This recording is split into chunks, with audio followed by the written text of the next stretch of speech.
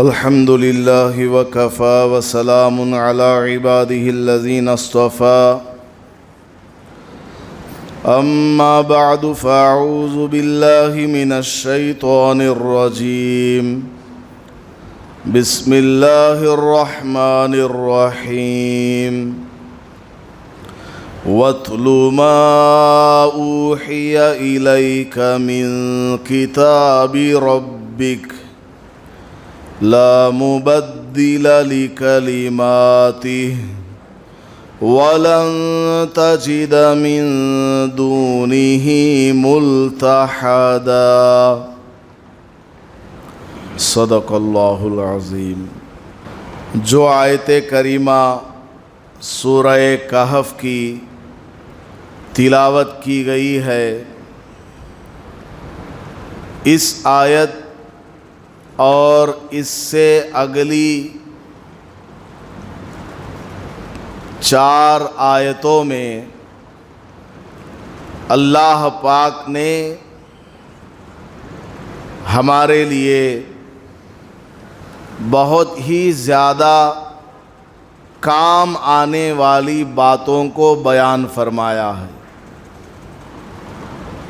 ہر دور کے رہنے والے ایمان والوں کا ایمان کیسے بچے گا،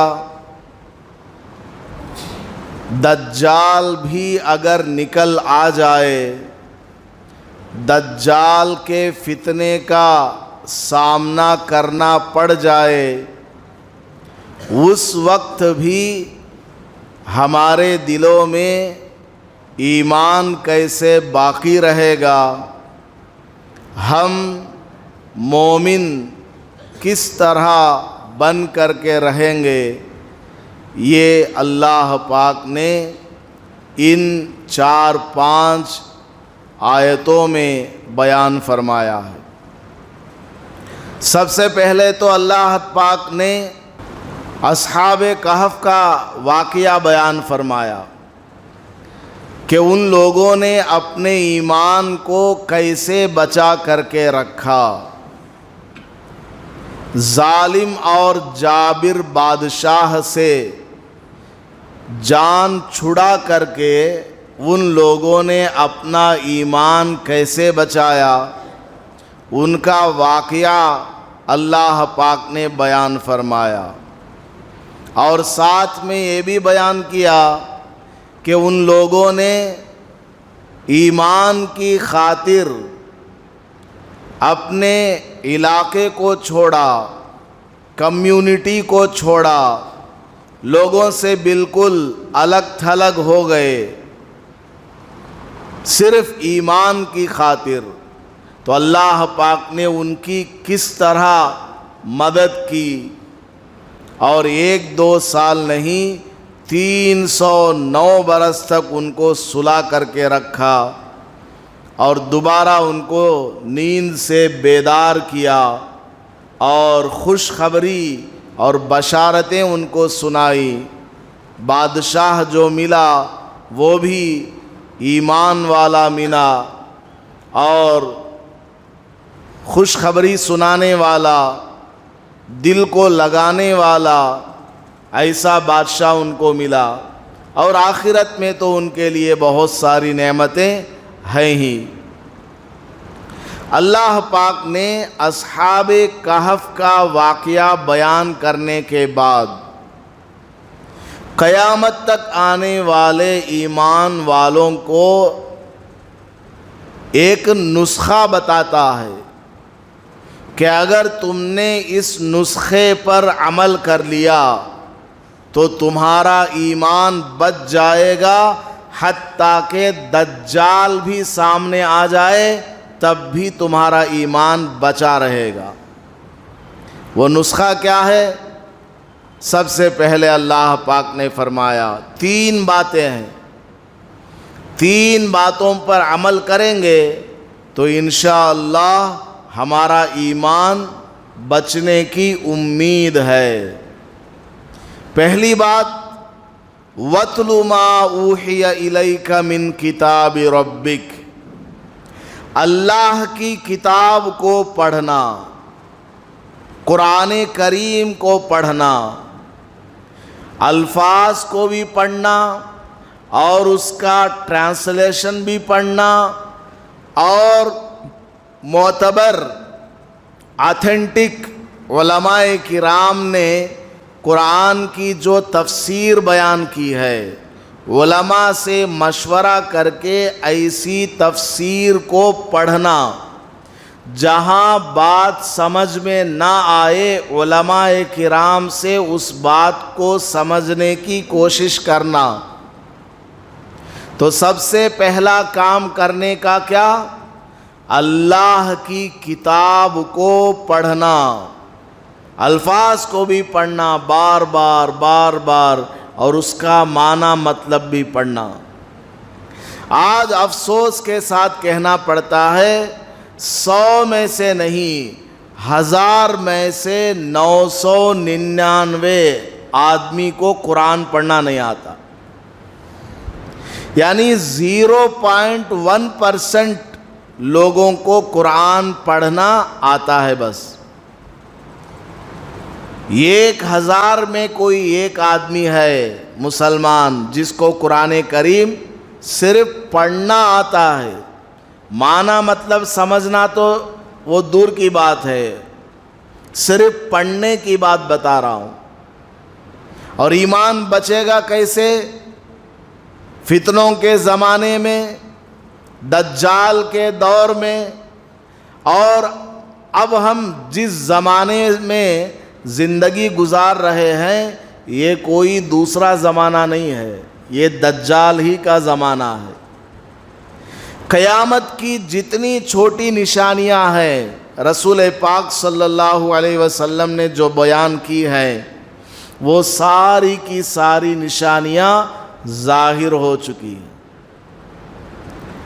نبی پاک صلی اللہ علیہ وسلم نے یہاں تک قیامت کی علامتوں میں سے ایک علامت بیان فرمائی ہے کہ آدمی قیامت کے قریب چاند کی خبروں کو جانے گا، اپنے پڑوسی کی خبر کو نہیں جانے گا۔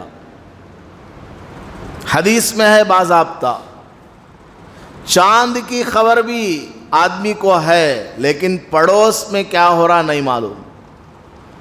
آج موبائل ہے، انٹرنیٹ ہے، دیکھیے گھر بیٹھے آدمی 20 ہزار کلومیٹر دور نیو یارک میں کیا ہو رہا ہے منٹوں میں جان لیتا ہے، 1 سیکنڈ میں یہاں سے وہاں تک میسج پہنچ جاتا ہے۔ چاند کو اور چاند پر کیا ہو رہا ہے زمین پر بیٹھ کر اس کو آدمی کنٹرول کر رہا ہے، لیکن پڑوس میں کیا ہو رہا ہے کیا نہیں ہو رہا ہے کچھ عطا پتہ نہیں۔ 24 گھنٹے اس میں لگا ہوا ہے نا۔ تو میں نے بس مثال کے طور پر یہ بات بتائی ہے۔ تو رسول پاک صلی اللہ علیہ وسلم نے قیامت کے قریب پیش آنے والی جتنی باتیں بیان کی ہیں ان میں سے تمام کی تمام چھوٹی چھوٹی علامتیں ظاہر ہو چکی ہیں۔ اب بڑی علامتیں آنے والی ہیں، بڑی بڑی نشانیاں قیامت کی ظاہر ہونے والی ہیں۔ کتنے سال میں ہوگا کسی کو نہیں معلوم، وہ تو اللہ بہتر جانتا ہے۔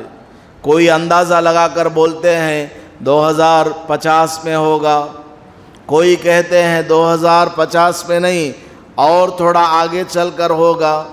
بہرحال علماء کرام کی اپنی رائے ہے، لیکن حقیقت کیا ہے بس اللہ جانتا ہے۔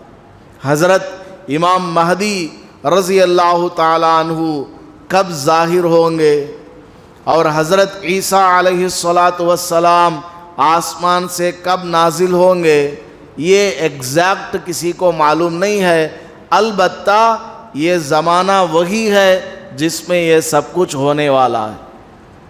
10 سال کے بعد ہو، 50 سال کے بعد ہو، لیکن ہو کر کے رہے گا۔ بہرحال تو فتنوں کے زمانے میں، یعنی آج کل جو ماحول چل رہا ہے، ہمارا ایمان اگر بچے گا، صحیح گائیڈنس اگر ہمیں ملے گی تو وہ صرف قرآن سے ملے گی۔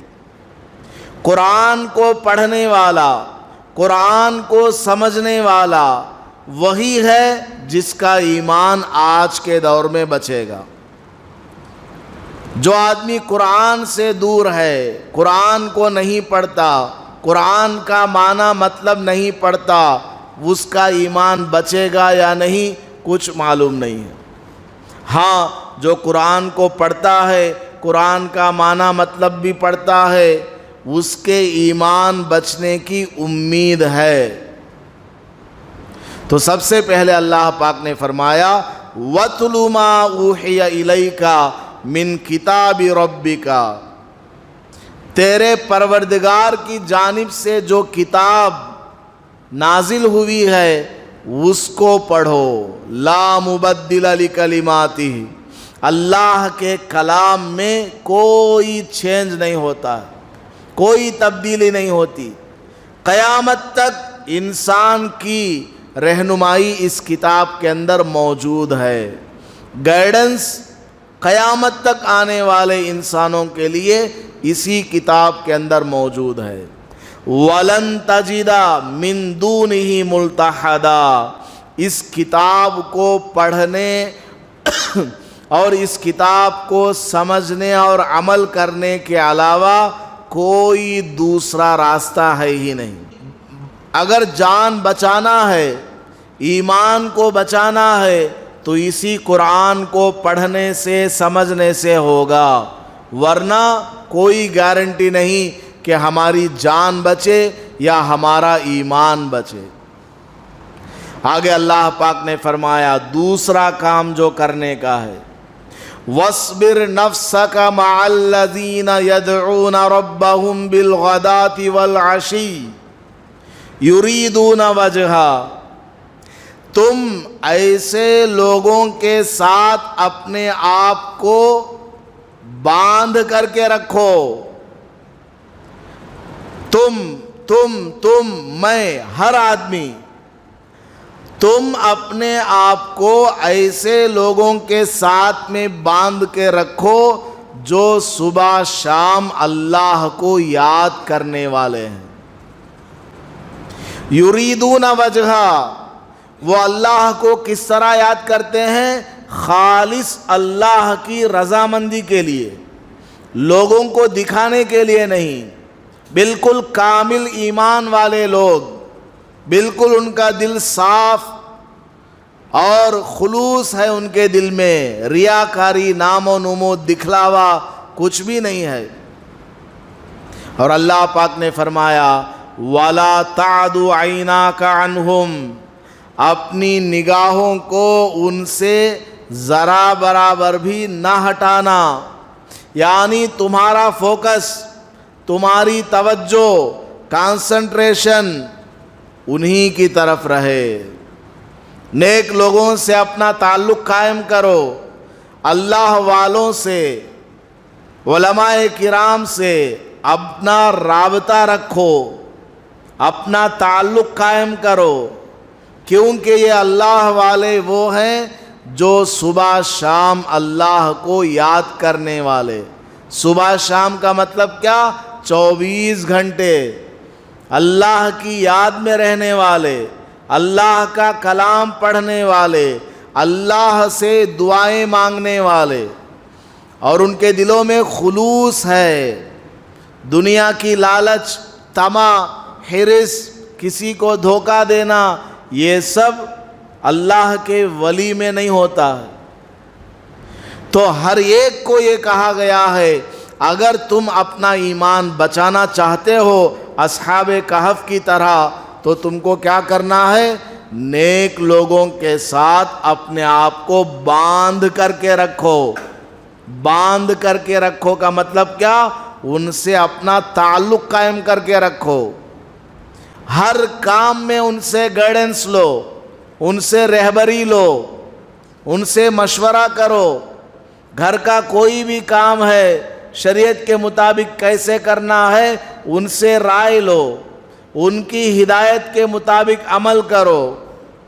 نماز میں سستی آ رہی ہے، اللہ والے سے پوچھو، وہ جو علاج بتائیں گے اس پر عمل کرو۔ نگاہ ناپاک ہو رہی ہے، اللہ والوں سے معلوم کرو کہ اس کا علاج کیا ہے، کیا ذکر مجھے کرنا ہے، راستے میں چلوں تو کیسے چلوں، اپنے نفس کو کیسے کنٹرول کروں، اپنی روحانیت کو کیسے آگے بڑھاؤں۔ یہ سب اللہ والوں سے سیکھنے کو ملتا ہے۔ دل مضبوط ہوتا ہے، منور ہوتا ہے اللہ کے ایمان سے۔ تو ایمان بچانے کے لیے ہمیں کرنے والا دوسرا کام کیا ہے؟ اللہ والوں کے ساتھ، نیک لوگوں کے ساتھ اپنا تعلق قائم کر کے رکھنا۔ اگر ان سے ہم نے کوتاہی برتی، اپنی نگاہ کو اللہ والوں سے ہٹا لیا، دوسری طرف ہم جا رہے ہیں، تو کیا ہوگا؟ ترید زینت الحیات الدنیا، تم دنیا کی زینت کے پیچھے پڑنے والے بن جاؤ گے، تم دنیا کے پیچھے پڑنے والے بن جاؤ گے، گمراہ ہو جاؤ گے۔ وَلَا تُطِعْ مَنْ أَغْفَلْنَا قَلْبَهُ عَنْ ذِكْرِنَا، ایسے لوگوں کی پیروی مت کرنا جن کے دل کو ہم نے اپنے سے غافل کر دیا ہے، جن کا دل اللہ کی یاد سے خالی ہے، نہ وہ نماز پڑھتے، نہ وہ قرآن پڑھتے، نہ اللہ کو یاد کرتے، نہ مسجد سے کوئی تعلق ہے، نہ مدرسے سے کوئی تعلق ہے، شریعت نام کی چیز ان کی زندگی میں ہے ہی نہیں۔ ایسے لوگوں کے پیچھے مت پڑو۔ ایسے لوگ کون ہیں؟ ویسٹرن کلچر، ایسٹرن کلچر، غیروں کا طریقہ، شرک والا، کفر والا، اور جدید نئی ٹیکنالوجی کا جو زمانہ ہے، اس کے پیچھے نہیں پڑنا۔ قرآن کی طرف اور قرآن والوں کی طرف ہماری پوری توجہ ہونی چاہیے۔ اسی میں ہمارا ایمان بچنے والا ہے، اسی میں ہمارے لیے کامیابی ہے۔ پھر آگے اللہ پاک نے فرمایا تیسرا کام کرنے کا کیا ہے؟ پہلا کام کیا تھا؟ قرآن کو پڑھو۔ دوسرا کام اللہ والوں سے اپنا تعلق قائم کرو، ذکر کرنے والوں سے اپنا تعلق قائم کرو۔ اور تیسرا کام کرنے کا کیا ہے؟ لوگوں کو بھلائی کی طرف بلاؤ۔ وَقُلِ الْحَقُّ مِن رَبِّكُمْ، لوگوں سے کہو کہ یہ کتاب، یہ اللہ کا کلام اللہ کی جانب سے آیا ہوا ہے، یہ اللہ کی طرف سے آئی ہوئی کتاب ہے، اس میں یہ ہدایت ہے، یہ حکم ہے، فلاں کام کرنے کو کہا گیا اور فلاں کام کرنے سے منع کیا گیا ہے۔ دعوت و تبلیغ، لوگوں کو ہدایت کی طرف بلانا، اچھی بات کی طرف بلانا، مسجد کی طرف بلانا، نیکی کی طرف بلانا، برائی سے روکنا، گناہوں سے روکنا، یہ تیسرا کام کرنے کا ہے۔ جو آدمی ان تین کاموں کو کرے گا، اس آدمی کے ایمان کے بچنے کی امید ہے۔ اور جو آدمی ان تین کاموں میں سے کسی کو نہ کرے، یا ان تین میں سے ایک کو کرے باقی دو کو نہ کرے، یا صرف دو کو کرے اور ایک کو بھی چھوڑ دے، تو کیا ہوگا؟ اس کے ایمان کے بچنے کی گارنٹی نہیں ہے۔ آگے اللہ پاک نے گنہگاروں کے بارے میں فرمایا کہ جو لوگ اللہ کی بات نہیں مانتے، خدا کے حکم سے ہٹتے ہیں، ایسے لوگوں کا ٹھکانہ جہنم ہے۔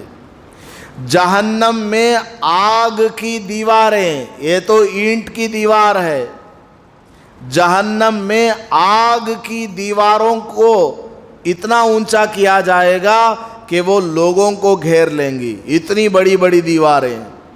اور جہنم میں وہ لوگ پکاریں گے وَإِن يَسْتَغِيثُوا، وہ لوگ پکاریں گے پیاس لگ رہی ہے، پانی پلاؤ، تو ان کو پلایا جائے گا۔ تانبا ہوتا ہے نا، تانبا اگر پگھلایا جائے کس قدر گرم ہوگا، ایسا پانی ان کو پینے کے لیے دیا جائے گا۔ جب وہ پیئیں گے ان کا چہرہ بالکل جل جائے گا، پینے کے لیے ایسا پانی دیا جائے گا۔ بئس الشراب، بہت بری پینے کی چیز ہے وہ، وساعت مرتفقہ، اور جس جگہ یہ لوگ رہیں گے وہ بہت برا ٹھکانہ ہے۔ جو بے ایمان ہیں یا ایمان والے ہیں لیکن اللہ کے سخت نافرمان ہے، ایسے لوگوں کا ٹھکانہ بہت برا ہے۔ آگے اللہ پاک نے نیک کام کرنے والوں کے بارے میں فرمایا کہ جو لوگ نیک کام کرتے ہیں، لا نضیع اجر من احسن عملا، اللہ تعالیٰ ان کے عمل کو ضائع نہیں کرتا۔ 1 روپیہ بھی اگر کسی آدمی نے نیک کام میں لگایا، اللہ تعالیٰ اس کا پورا ثواب دیتا ہے۔ نیک کام کرنے والوں کو اللہ تعالیٰ رتی کے برابر بھی بدلہ دیے بغیر نہیں رہتا، بدلہ ضرور دیتا ہے۔ اور جنت کے اندر ان کے محلات ہوں گے اور نہریں جاری ہوں گی اور بہت ساری چیزیں ان کو پہننے کے لیے سونے کے زیورات ملیں گے۔ مردوں کو بھی وہاں سونا پہننے کی اجازت ہوگی۔ ریشم کا کپڑا دنیا میں مرد نہیں پہن سکتا، جنت میں پہننے کی اجازت ہوگی، اور بھی بہت ساری نعمتیں جنت میں ملیں گی۔ تو خیر، خلاصہ کلام یہ ہے، اللہ پاک نے سب سے پہلے اصحاب کہف کا واقعہ بیان فرمایا کہ ان لوگوں نے کیسے اپنا ایمان بچایا ہے۔ سنو، واقعہ بیان کرنے کے بعد ہمیں اپنا ایمان بچانے کے لیے کیا کرنا ہے، کیسا ہی زمانہ کیوں نہ ہو، کتنا ہی فتنوں کا زمانہ کیوں نہ ہو، حتیٰ کہ دجال بھی نکل کر کے آ جائے، ایمان بچانے کا طریقہ کیا ہے وہ اللہ پاک نے بیان کر دیا ہے کہ قرآن سے اپنا تعلق جوڑو، قرآن پڑھو، سمجھ کر کے پڑھو اور علماء سے پڑھو، اور اللہ والوں سے اپنا تعلق رکھو جو کہ اللہ کو یاد کرنے والے ہیں، اور تیسرا، لوگوں کو بھلائی کی طرف بلاؤ۔ یہ 3 کام کریں گے تو امید ہے کہ ہم اپنا ایمان بچا کر اللہ کے پاس جائیں گے، ورنہ کوئی گارنٹی نہیں کہ ہمارا ایمان بچے گا یا نہیں بچے گا۔ اللہ پاک ہم سب کا ایمان محفوظ فرمائے اور موت کے وقت ہمیں ایمان کی حالت میں موت نصیب فرمائے، کلمے والی موت نصیب فرمائے۔ آمین وآخر دعوانا ان الحمدللہ رب العالمین۔